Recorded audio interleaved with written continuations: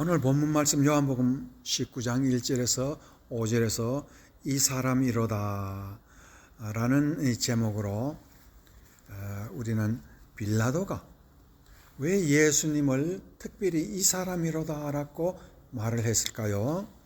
그 말을 이해하기 전에 5절이기 때문에 4절 말씀 뒷부분에 보면은 내가 그에게서 아무 죄도 찾지 못한 것을 너희로 알게 하려 함이로라 하더라. 지금 이 말씀과 이 사람을 보라 라는 이 사람이라 하는 것은 앞뒤가 연결되는 하나의 센텐스가 있습니다. 그것은 예수님을 다시 끄집어냈는데 끄집어내 보니까 머리에는 과시 면류관을 쓰시고 뺨을 맞으시고 채찍에 많이 맞아서 피도 흐르고 자색 옷도 입으시고 그렇게 해서 사람들이 그를 다시 끌고 나왔는데 이 빌라도가 예수를 보며 이 사람이다. 이 사람이라 하는 말은 내가 이 사람이 죄가 없다는 것을 보이기 위해서 이렇게 끌고 나왔다라는 뜻입니다. 빌라도가 예수님이 죄가 없다는 것을 한 번 말한 것이 아닙니다. 여러분 성경 잘 한번 나중에 시간 나면 찾아보세요. 그 앞장 18장 38절에도 빌라도는 예수님을 보시고 이 사람에게는 내가 죄를 찾지 못한다 하고 18장 38절에도 있고 오늘 본문에서 19장 4절에도 똑같이 내가 이 사람에게는 죄를 찾지 못한다라는 말이 있고 그 다음에 19장 6절에도 빌라도는 똑같이 3번이나 나는 이 사람에게서 죄를 찾지 못하겠다라고 말을 했습니다. 이 말이 얼마나 놀라운 역사적인 기독교 역사에서 이 말 한마디가 얼마나 놀라운 의미가 있는 건지 우리가 성경과 역사를 통해서 오늘 한번 생각해 보자 하는 것입니다. 첫 번째, 빌라도가 죄 없는 예수를 고백한 이유는 먼저 예수님은 유대 왕이라 하는 것이 판명되었습니다. 유대인들 가야바가 얘기하는 그런 면으로 정치적인 예수가 아니라 진리의 나라의 양심의 나라의 예수님이라는 것을 그러고 왕이라는 것을 이 빌라도는 분명히 알았습니다. 그래서 빌라도는 3번이나 예수님이 죄가 없다는 것을 얘기를 했습니다. 그러나 지금 이 빌라도의 말을 반박하는 사람이 있었으니 가야바라는 대제사장입니다. 이 가야바는 어찌하든지 예수를 죄를 뒤집어 씌워서 처형시키기 위한 것입니다. 여기서 우리는 아주 중요한 것을 우리가 찾아낼 수 있는데 먼저 우리가 알아야 되는 것은 마가복음 14장 9절에 보면은 내가 진실로 너에게 이르노니 온 천에 어디서든지 복음이 전파되는 곳에는 이 여자가 행한 일도 말하여 그를 기억하리라 하시니라. 이때 나타나는 이 여자는 막달라 마리아입니다. 막달라 마리아는 예수님이 마지막 시몬 베드로의 집에서 식사를 하실 때에 와서 향수를 그 발에 붓고 눈물로 그 발을 씻고 머리채로 발을 씻는 그런 여인이었기 때문에 예수님은 왜 죄인 여자가 거룩한 예수님을 이렇게 손을 대고 이 야단이냐라고 꾸짖었을 때 예수님이 하신 말씀은 이 여인은 내가 죽을 것을 미리 알고 나를 장사하기 위해서 이 향유를 부었다라고 말씀하시고 그렇기 때문에 예수님의 이 죽으심이라는 것은 너무 중요해서 복음이라는 것은 가장 중요한 예수님의 십자가와 부활이 그 모든 축이기 때문에 예수님을 기억하는 것은 이 여자의 일도 기억하라라고 얘기합니다. 그런데 오늘 우리가 사도신경에서 빌라도의 이름도 우리가 예배 드릴 적마다 이 빌라도의 이름이 나옵니다. 우리는 이 빌라도의 이름을 과연 이 여인의 이름과 같이 동일한 의미에서 우리가 생각하고 기억합니까? 그렇지 못할 때가 많다는 것입니다. 그러나 오늘 우리와 같이 예수를 믿는, 그리고 예수님의 죽음을 믿는 이 막달라 마리아와 같이 우리가 예수님을 정말 사랑하면 빌라도가 오늘 어떤 일을 한 건지 그 의미를 깊이 생각해야 됩니다. 자, 지금 빌라도는 3번이나 예수가 죄가 없다는 것을 고백하고도 가야바가 또한 모든 유대인들이 강제로 당신이 이 예수를 죽이지 않으면 당신은 로마의 반역자가 됩니다 라고 강하게 말을 했을 때 빌라도는 그래, 나는 그래도 죄는 없다라고 손을 씻으면서 이 죄는 그러면 누가 뒤집어 써야 되느냐 그랬더니 유대인들은 우리와 우리 자손들이 저 예수의 죄를 죽이는 것에 대해서 죄를 받을 것이니 우선 죽여주십시오 해서 빌라도에는 죄 없는 사람을 죽였습니다. 이 말에서 우리가 한 가지 깨달을 것이 있습니다. 모든 이스라엘 백성들 중에서 제사장이라는 사람들은 하나님의 앞에 드리는 제물은 흠이 없고 아무런 잘못이 없는 것이어야만 하나님의 어린 양으로서 제사를 드립니다. 지금 예수님은 하나님 앞에서 어린 양입니다. 하나님이 지정해 놓은 양입니다. 그렇기 때문에 예수님에게는 죄가 없어야 하나님이 받으십니다. 그것을 증명하는 사람이 누구였습니까? 오직 빌라도 한 사람밖에 뿐이었습니다. 그러나 모든 유대인들과 가야바 대제사장은 예수가 죄가 있다는 것을 증명하고자 끝까지 재판에 넘겼습니다.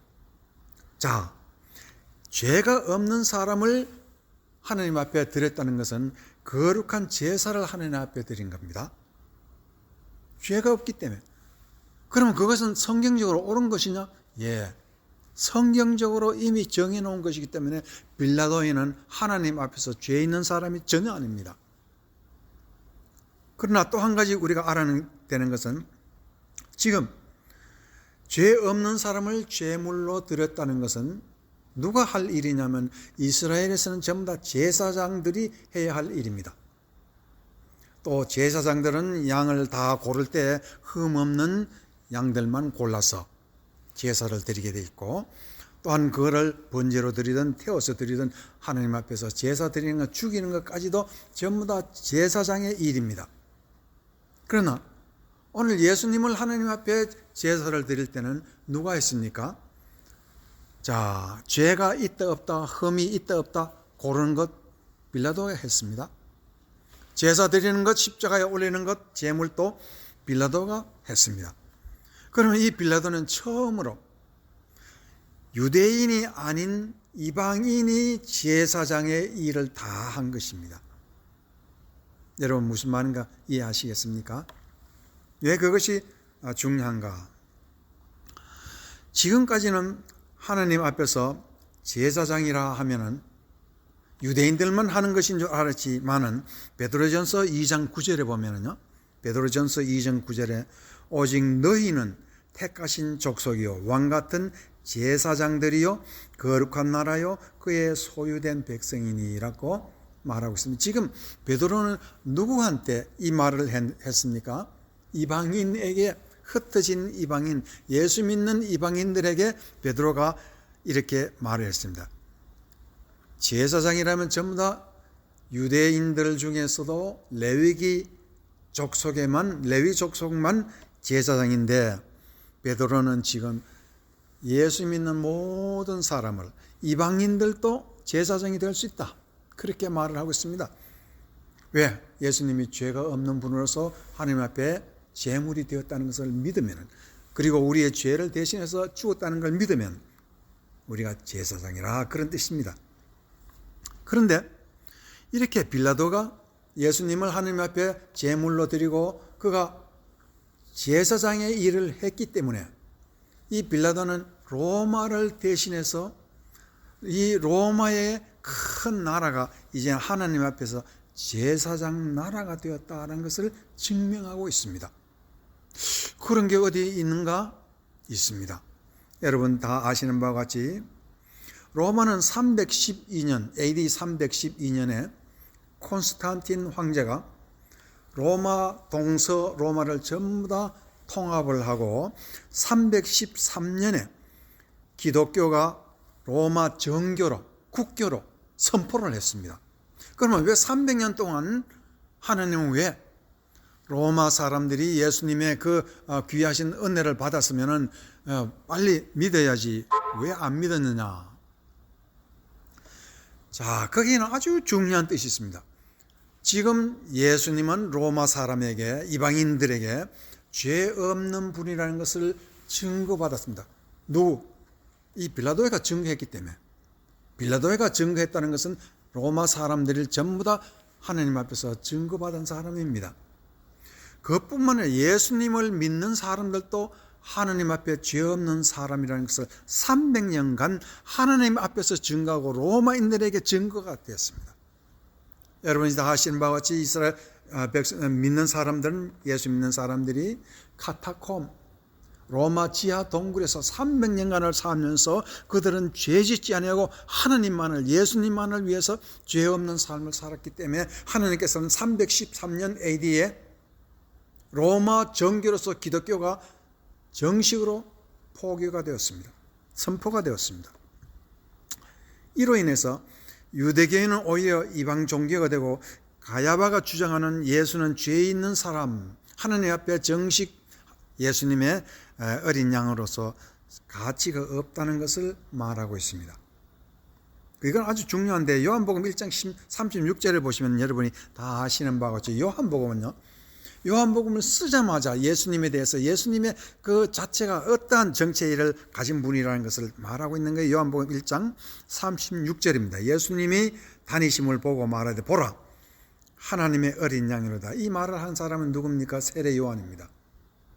세례 요한은 예수님을 보자마자 하나님의 어린 양이다, 제물이다, 죄 없는 아주 깨끗한 어린 양이다, 언젠가는 하나님 앞에 들려져서 이 제물이 되겠다, 그렇게 얘기를 했습니다.